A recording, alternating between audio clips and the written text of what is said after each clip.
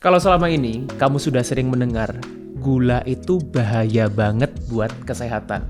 Makanan yang tinggi gula, minuman yang tinggi gula. Tapi kali ini saya akan share apa yang lebih jahat dari gula. Simak setelah yang satu ini.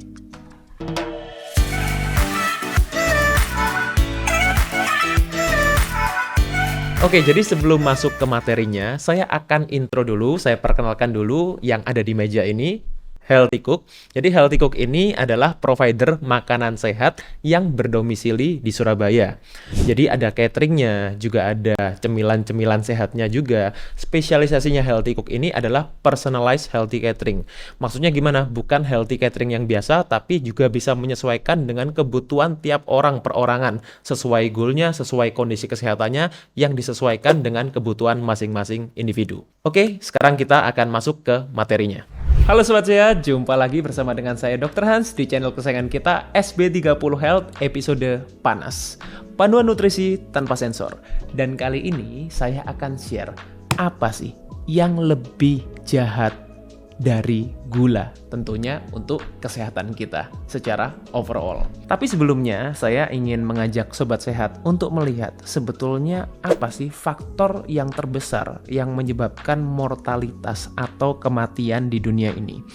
Nah, jadi di sini nanti saya akan share juga ya linknya yang mungkin Sobat Sehat ingin cek lebih detail apa saja, karena di sini saya hanya menyampaikan beberapa faktor risiko yang paling besar. Ya, jadi ini berdasarkan data jadi seluruh dunia worldwide until 2019, jadi sampai 2019. Yang pertama, mungkin sudah bisa nebak apa? Yes, hipertensi atau tekanan darah tinggi nih ya. Jadi ini nominalnya, bukan nominal ya, angka ya. Jadi angkanya itu mencapai 10,85 juta jiwa. Yang kedua adalah merokok. Itu 7,69 juta jiwa.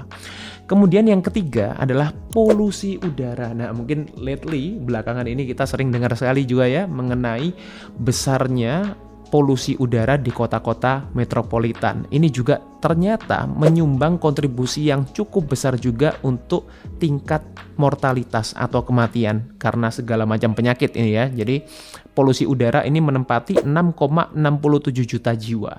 Kemudian baru gula darah tinggi. Tuh. Jadi yang banyak sekali mungkin dikorelasikan dengan konsumsi tinggi gula tadi.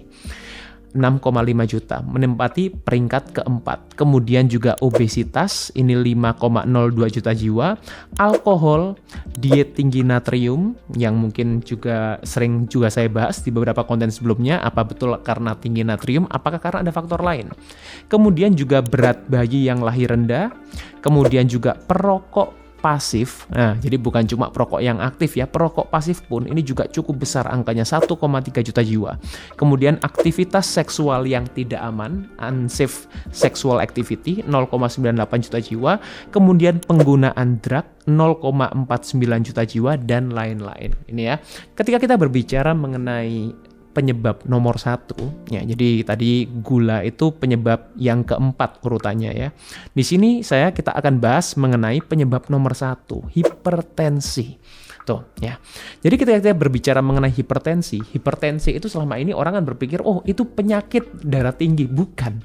Jadi hipertensi itu sebetulnya bukan penyakit, belum termasuk dalam kategori penyakit. Tapi apa? Hipertensi ini adalah faktor risiko. Ya, jadi bukan penyakitnya. Penyakitnya apa? Penyakitnya adalah stroke, kemudian penyakit jantung koroner itu. Ya, jadi itu adalah nama-nama penyakitnya, arteriosklerosis itu. Tapi kalau kita berbicara mengenai hipertensinya sendiri, itu adalah suatu faktor risiko.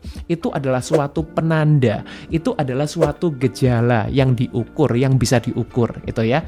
Jadi pengukurannya biasanya bisa dengan alat-alat yang manual, jadi biasanya dengan stetoskop, kemudian juga dengan tensimeter itu. Sekarang juga banyak sekali alat-alat yang otomatis untuk mengecek, karena itu penting sekali untuk cek mengenai tekanan darah.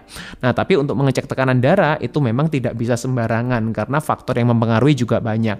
Cek di dokter itu akan jauh lebih baik. daripada cek secara mandiri.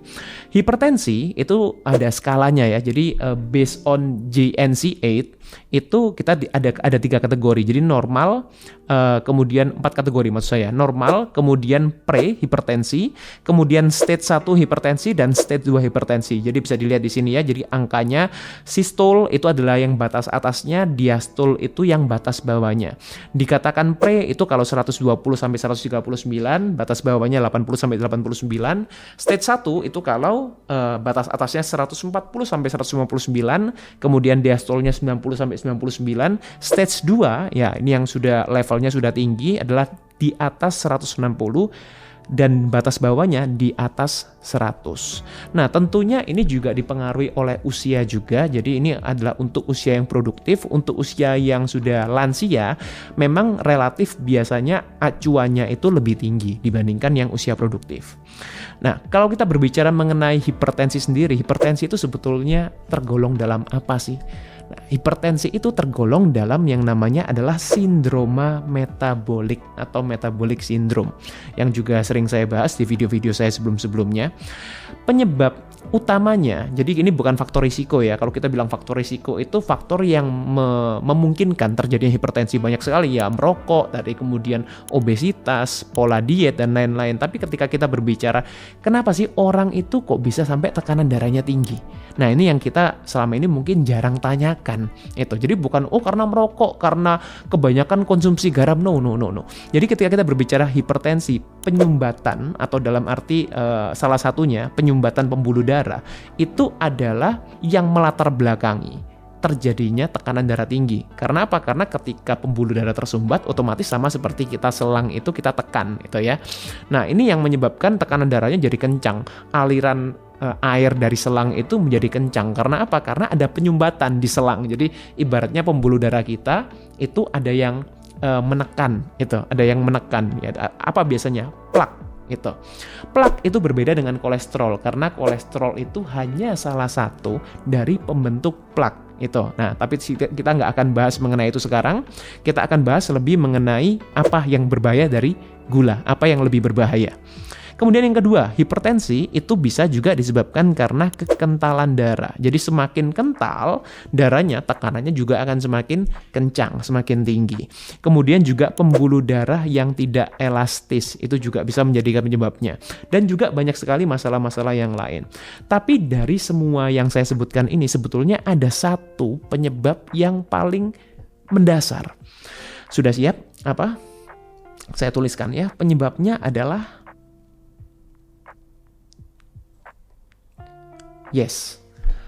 peradangan, atau mungkin yang beberapa orang juga lebih mengenalnya dengan istilah inflamasi itu. Nah, jadi dengan adanya inflamasi ini bisa terjadi penyumbatan pembuluh darah. Karena apa? Ketika ada inflamasi, ketika ada peradangan, kemudian kolesterol akan bersifat untuk menutup peradangan itu. Jadi sifat awalnya sebetulnya baik, tapi kemudian ketika sudah terjadi akumulasi, ini yang jadinya nggak baik. Kemudian juga karena juga bisa menyebabkan kekentalan darah, pembuluh darah tidak elastis. Itu semuanya yang melatar belakangi adalah karena peradangan. Yes. Nah, jadi sekarang apa yang lebih berbahaya dari gula? Tentunya apa yang bisa menyebabkan peradangan, meskipun gula juga bisa menyebabkan peradangan ya ketika terlalu tinggi. Tapi ada sesuatu yang lebih buruk. Sudah siap? Yes. Yang lebih buruk dari gula adalah omega 6. Nah, mungkin buat sobat sehat bertanya, omega 6 itu apa, Dok? Itu, omega 6 itu apa?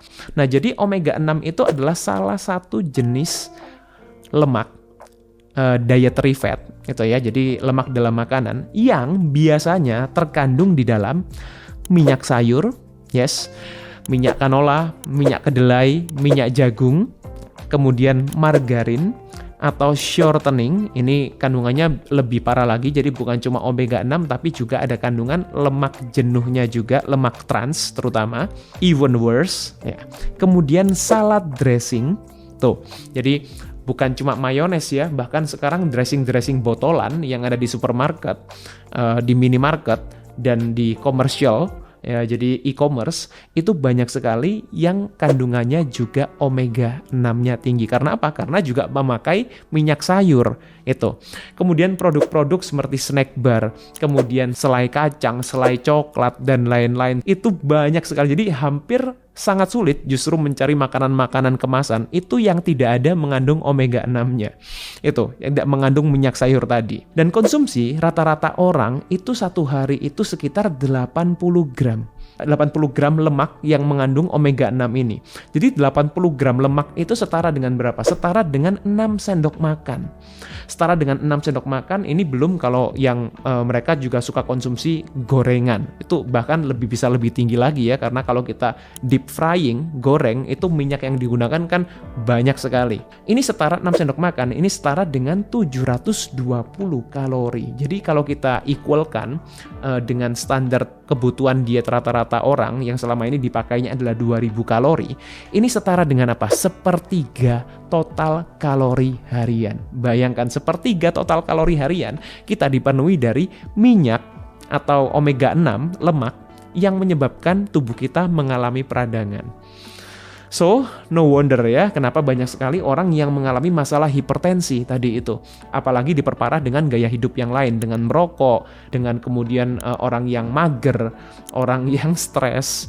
Stresnya juga bukan cuma stres fisik, tapi juga stres secara emosional gitu. Kalau kita berbicara apa sih yang menyebabkan omega 6 ini segitu bahayanya? Yang pertama tadi sudah saya sebutkan bahwa omega 6 ini sifatnya adalah pro-inflamatory. Artinya apa? Pro-inflamatory ini dia menyebabkan peradangan, memicu peradangan di dalam tubuh kita. Kecuali satu jenis omega 6 yang sebutannya adalah GLA. Jadi omega 6 itu juga nanti masih dibagi-bagi lagi ya. Seperti omega 3. Omega 3 itu kan ada EPA, DHA, ALA gitu. Omega 6 juga sama, ada beberapa jenisnya, dan yang paling baik sebetulnya yang tidak menyebabkan peradangan itu adalah jenis yang GLA, gamma linolenic acid gitu. Nah, tapi selain daripada itu yang terkandung di dalam minyak-minyak sayur tadi, kemudian di dalam seperti makanan-makanan kemasan itu tidak ada yang kandungan omega 6-nya bukan GLA, tapi adalah kandungan omega 6 yang menyebabkan peradangan. Kemudian apalagi? Omega 6 ini banyak sekali kita dapatkan di dalam menu-menu restoran. Tuh, jadi kalau selama ini mungkin, saya udah nggak makan gorengan kok dok, saya udah makannya tumis-tumisan aja, tapi belinya di restoran di luar, di mana kita tidak tahu yang dipakai adalah minyak apa. Setahu saya yang dipakai kebanyakan adalah minyak sayur tadi, minyak canola, minyak jagung, minyak kedelai. Karena apa? Karena memang paling murah. Ya, jadi di restoran, di kafe, bahkan sampai di warteg pun juga sama. Itu. Jadi yang dipakai adalah minyak-minyak seperti itu. Belum lagi kalau dipakainya berulang kali, dipanaskan lagi, lemaknya akan semakin teroksidasi. Jadi yang awalnya memang sudah pemicu peradangan, diperparah lagi dengan dipanaskan berulang kali. Berdasarkan beberapa jurnal yang bisa kalian cek di sini atau saya akan berikan linknya, ada beberapa studi yang akan saya quote di sini bahwa omega 6 ini 62% lebih mematikan daripada lemak jenuh. Jadi selama ini kalau banyak yang orang berpikir, lemak jenuh ini lemak yang paling berbahaya, lemak yang paling dihindari. Well, memang tergantung dari beberapa marker. Biasanya yang saya cek adalah bukan cuma kolesterol tapi ApoB. Sudah pernah saya bahas juga dengan live saya dengan Dr. Victor Joseph mengenai ApoB ini. Mungkin yang belum nonton bisa nonton ApoB itu apa, atau mungkin yang ingin saya jelaskan lebih akan saya jelaskan di video yang lain mengenai ApoB. Kemudian di beberapa studi juga ada juga yang menyatakan bahwa 86% omega 6 ini lebih berkontribusi terhadap penyakit jantung, bahkan lebih besar dibandingkan merokok. Ya, nah jadi ini yang sebetulnya perlu kita highlight, perlu kita perhatikan kenapa kita sangat perlu menghindari omega 6, apalagi buat orang-orang yang sudah punya risiko penyakit ini sebelumnya. Itu karena yang namanya hipertensi memang juga ada beberapa itu yang bawaan. Itu akan bisa lebih parah lagi, itu lebih penting untuk diperhatikan. Kenapa dok? Kok omega 6 saya katakan lebih berbahaya daripada gula? Well, saya memang tidak menyarankan kalian untuk konsumsi gula. Ya kalau gitu kita konsumsi gula aja, lebih aman daripada omega 6. Ya enggak juga gitu. Tapi memang kita perlu lebih perhatikan lebih besar karena apa? Karena gula atau ketika di dalam tubuh kita dipecah menjadi glukosa atau mungkin yang dari cadangan tubuh kita yang namanya glikogen itu lebih mudah dipakai untuk energi. Jadi kalau kalian mungkin melakukan aktivitas fisik atau olahraga atau mungkin kalian juga berpikir, ini bisa membantu kita untuk memakai glukosa di dalam tubuh kita. Tapi omega 6 yang sudah terakumulasi di dalam tubuh kita yang menyebabkan peradangan dan lain-lain, ini bisa bertahan sampai 600 hari kurang lebih. Ya, jadi bayangkan di dalam tubuh kita itu sangat sulit untuk dikeluarkan. Itu sebabnya kenapa saya bilang ini lebih berbahaya daripada gula. Apalagi ini juga bisa memicu peradangan yang kronis. Segala macam penyakit yang ada itis-itisnya itu terjadi karena peradangan. Bisa peradangan akut, bisa peradangan kronis. Dan kronis ini yang lebih berbahaya. Karena apa? Karena tidak kelihatan. Jadi biasanya juga sering disebut adalah silent killer. Oke. Jadi solusinya sekarang gimana dok? Ini yang penting kan. Jadi kalau kita ingin menghindari omega 6 ini yang bisa menyebabkan kita banyak sekali penyakit-penyakit, terutama adalah hipertensi tadi, penyebab kematian utama.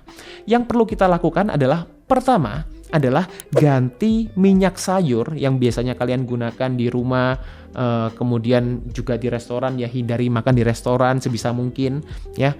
Boleh makan tapi ya jangan terlalu sering, jangan setiap hari, kemudian pesan delivery dari online food dan lain-lain. Kita kan nggak tahu sumbernya ya.